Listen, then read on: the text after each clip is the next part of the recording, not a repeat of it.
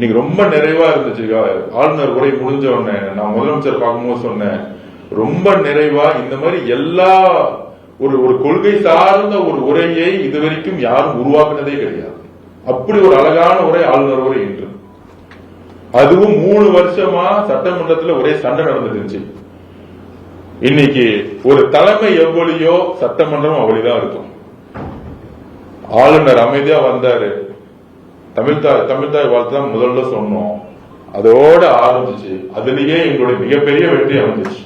கடைசி 3 வருஷமா சட்டசபையில தமிழ்தாய் வாழ்த்து சண்டை போட்டு செஞ்சத இன்னைக்கு அமைதியா பேசாம செஞ்சது எங்க தலைவர். நடந்துச்சா இல்லையா?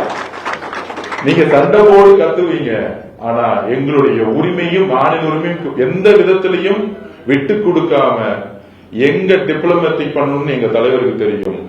அந்த அளவுக்கு மாநில உரிமையை விட்டு கொடுக்காமல் தன் உயிராக கருதிய தமிழ்தாய் வாழ்த்தை எங்கள் உயிருக்கு நிகரம் தமிழ்தாய் வாழ்த்தை முதலில் ஒழித்து அமைதியாக அதே நேரத்தில் வெற்றியாக முடித்தது தமிழக வெற்றி கழகத்தோட எங்களுடைய தலைவர் மாண்புமிகு முதலமைச்சர்.